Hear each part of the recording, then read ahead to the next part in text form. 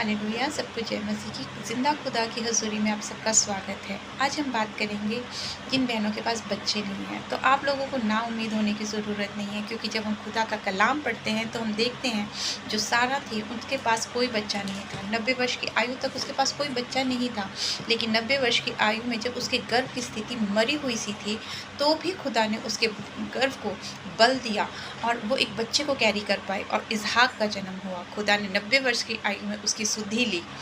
और इसी तरह हन्ना हन्ना के पास भी कोई बच्चा नहीं था, जबकि उसकी जो सौतन थी पिनन्ना, उसके पास में बच्चे थे।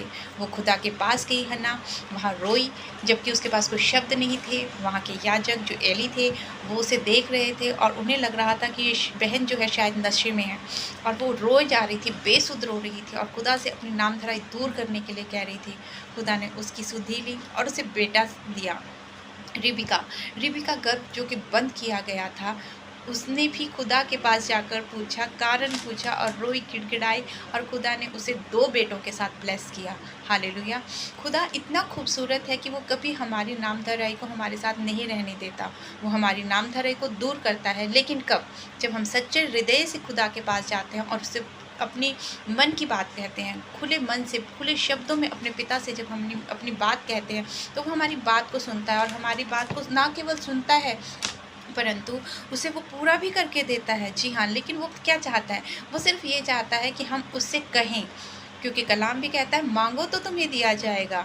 जी हाँ, जब आप मांगते हैं अपने पिता से कि पिता हमारे पास इस चीज़ की घटी है, तो वो आपको उस चीज़ को देता है। वो कभी आपको मना नहीं करता।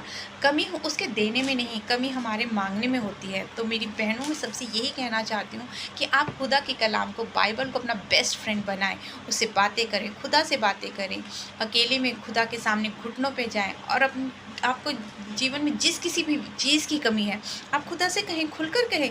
जैसे हम अपने माँ बाप से किसी भी चीज़ की डिमांड कर देते हैं, खुले कहते हैं कि हमें इस चीज़ की ज़रूरत है, रिक्वायरमेंट है, और वो प्रोवाइड करवा कर देते हैं। उसी तरह जब हम खुदा के सामने जाते हैं, घुटने टेकते हैं और अपने मन की बात खुलकर अपने पिता से कहते हैं, तो वो हमारी बात को ना केवल सुनता है, और उसे जब लगता है कि हाँ, मेरा बेटा या बेटी इस चीज़ को लेने के योग्य हो चुका है, वो उसे संभाल सकता है, तो वो वहाँ से हमें स्वर्ग से उस चीज़ को प्रोवाइड करवाता है। हालेलुया। तो मेरी बहनों, आप सबको ना उम्मीद होने की ज़रूरत नहीं है। आप खुदा के सामने जाएं, अपने मन की सारी बात कहें, घुटनों पर जाएं, घुटनों पर बैठे, घुटनों के बल बैठे और खुदा से मांगे।